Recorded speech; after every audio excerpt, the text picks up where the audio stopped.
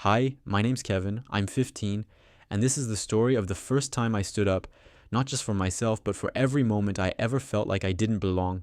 I've always been the quiet kid, I don't cause trouble, I get decent grades, I keep to myself mostly. And maybe that's why it took so long for anyone to notice. Or maybe they did, and just didn't care enough to stop it. It started in 8th grade, not a new school or new town, same building I'd walked through for years. But something was different. Blake transferred in halfway through the year. He wasn't the smartest kid or the nicest, but people liked him. He was funny in that loud, push everyone around way. Teachers gave him second chances, coaches let him slide, and he had this thing where he had to be the center of attention, no matter who he stepped on, to get there. The first time he said something, I laughed. I didn't even know what else to do. He looked right at me and said, "What's up, burnt toast?" Everyone around us laughed. I didn't even understand it at first. I'd heard stuff like that on the internet, stupid memes, weird jokes, but something about the way he said it, it wasn't playful, it wasn't random, it was directed at me. He said it again the next day and the next. Then he started calling me Shadow Boy, said it like it was funny, like I was supposed to laugh with him. At first I just smiled and kept walking, but it kept happening. Gym class, lunch, hallway, he'd pass me and make some dumb comment about my skin or my hair or how I sounded smart for someone like me. The worst part? Nobody ever said anything. They laughed or stared at the floor. Even the teachers just rolled their eyes like boys will be boys. I started coming home feeling heavy, not sad exactly, more like tired of pretending it didn't bother me, tired of hearing the same jokes, tired of wondering if maybe I really was just overreacting. I didn't talk to anyone about it, not my parents, not my friends. I just kept it all inside. There was one day, I remember it like it happened 5 minutes ago. We were in gym, the class was playing basketball, and I was actually having a good time, just playing, laughing. For like 20 minutes, I forgot how exhausting everything had been. Then Blake walked by and said, "Don't guard him too close. You might catch something." Everyone froze. Then they laughed, loud, like it was the funniest thing they'd ever heard. And I felt my face get hot. Not from embarrassment, from something deeper. Shame, anger, confusion. I tried to laugh it off, but something cracked inside me. That night I couldn't eat. I sat in my room, staring at my hands like maybe they'd changed, like maybe I was becoming the problem everyone kept pointing at. I looked in the mirror and wondered if maybe it really was just a joke. Maybe I was just too sensitive. Maybe I was broken in a way other people couldn't see. But deep down, I knew. It wasn't about being sensitive. It wasn't about taking a joke. It was about how often we excuse cruelty by wrapping it in laughter, how we let people get away with saying things that cut deep because they end it with "I'm just kidding."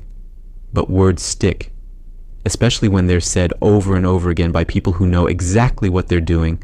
That night, I remembered something my dad once told me when I was younger. He said, "If someone puts their hand on your shoulder and you don't want it there, it doesn't matter if they say it's friendly. It's not. You get to decide what's okay." I think the same is true for words. Just because someone says it's a joke doesn't mean you have to laugh.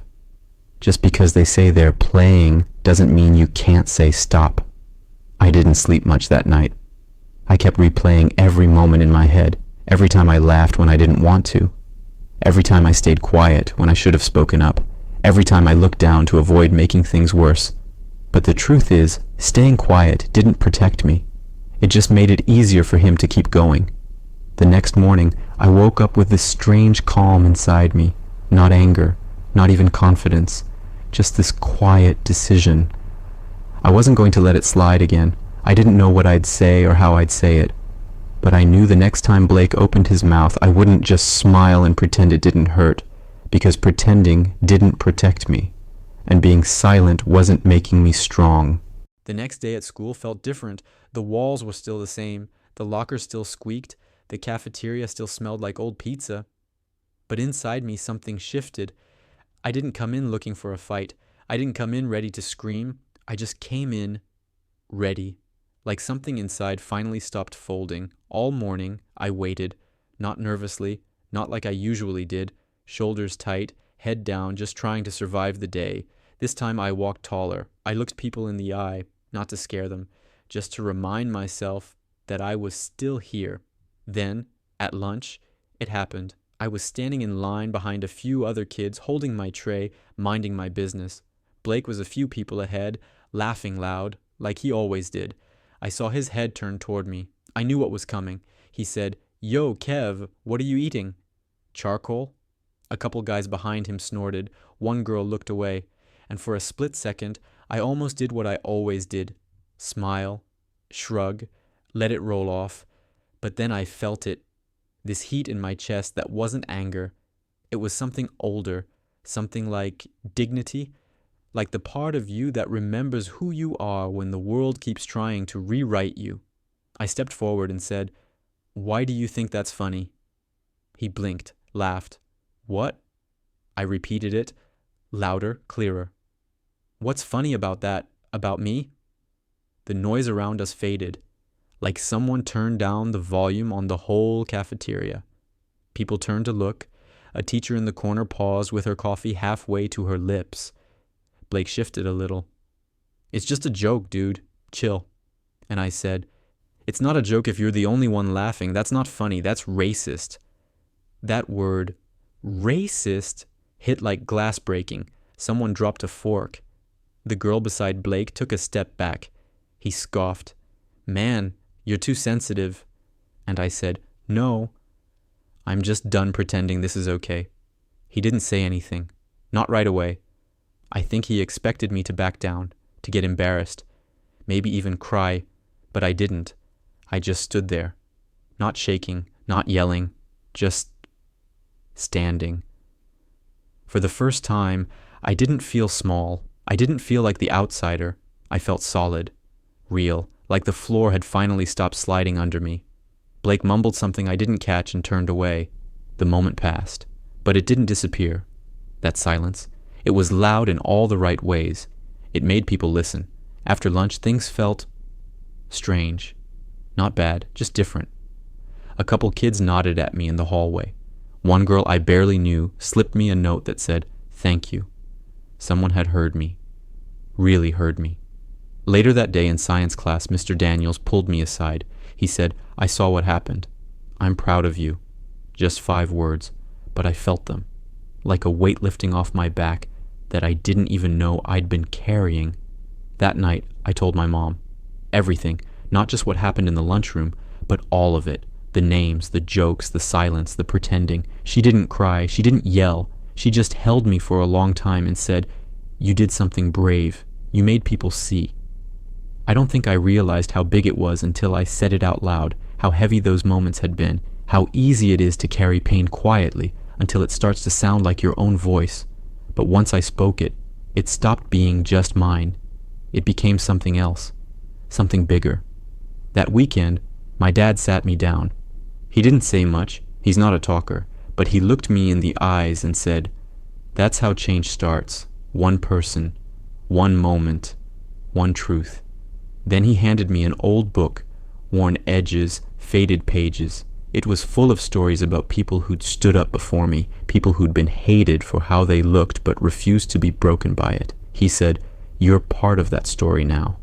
I remember flipping through the pages that night, reading about names I'd heard before, Rosa Parks, Malcolm X, James Baldwin, and some I hadn't. And somewhere in between those lines, I found something I hadn't felt in a long time. Belonging. After that weekend, things didn't go back to normal, but maybe that was the point. People saw me differently, some in a good way, some not so much.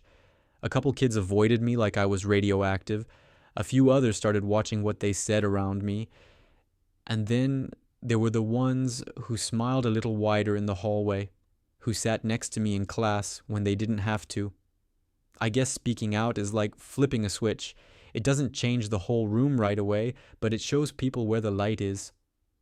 Blake? He didn't talk to me after that. Not directly. I'd see him in the hall, still loud, still surrounded by his crew, but when I walked by, he kept quiet. I could tell he didn't like it. That moment in the cafeteria had taken something from him, the power to act like I didn't matter, the freedom to humiliate someone and get away with it. And he knew it. What surprised me most was what came after. Messages, quiet ones, from kids I didn't know well.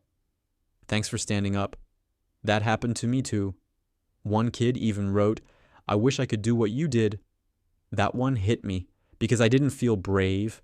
I didn't feel like I did anything special. I just stopped letting someone else define me. A week later, our school counselor invited me to a student leadership meeting. She said they were starting a peer equity team. I didn't even know what that meant, but I said yes. I sat in a circle with 10 other students, all different backgrounds, different stories, and for the first time I heard their voices too. One girl talked about being mocked for her accent. Another kid talked about never seeing someone like him in the history textbooks. We weren't just sharing stories, we were building something, a space where truth didn't echo into silence, a space where names like mine didn't feel out of place. We made posters, organized discussion groups, talked to teachers. Some people rolled their eyes, said we were being too political or overly sensitive, but others listened, others leaned in. That's what mattered. There was one day, a few months later, I was walking out of school when I saw a younger kid getting cornered by some older students.